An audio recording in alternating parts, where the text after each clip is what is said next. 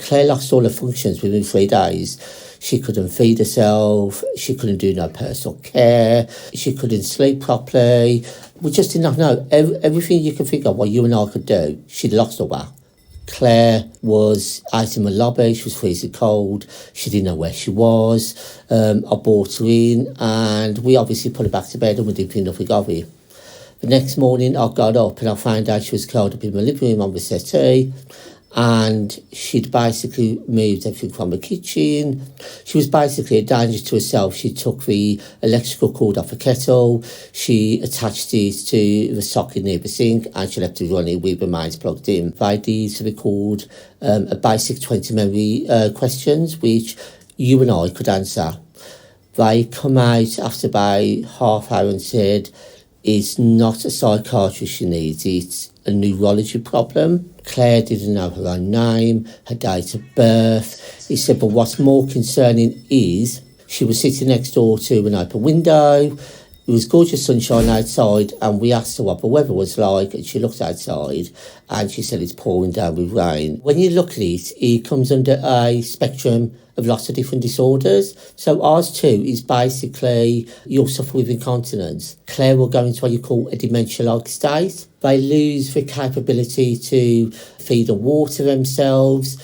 So you've got speech and language problems. If you imagine all the different diseases you get from birth to when you get older, it's all that built into one. She had a CT scan, an MRI scan, and they showed something called vanishing white matter of the brain. Basically, once that starts going, it sends signals throughout the body. So once that goes, the body doesn't know how to react. It was horrible at first. I thought I could deal with it, but it's like nowadays when I think about it, Claire's like my rock, she's my soulmate. People said, you'll move on, but I don't think I ever will move on. Unfortunately with Claire, we're running up against time.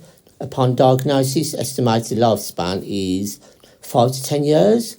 But they always say never, because they don't know nothing about it. I always use it as an estimate. You need to raise awareness of Claire's condition. Very rare. It's known as AARS2 Leukodystrophy. There's only 2 scientific confirmed cases in the UK, with Claire being one of those. And it was only a few weeks back that we actually was introduced to the second. With AARS2, there's no treatment, there's no cure.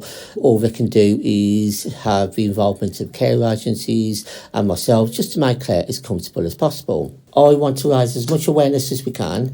There's only 2 confirmed cases, but now maybe I've explained the symptoms. People will be saying, well, actually, we were told we've got a leukodystrophy, but it's an undiagnosed one. We can then maybe put that to neurologists, and then maybe, just maybe, we can raise some funds to get research off the ground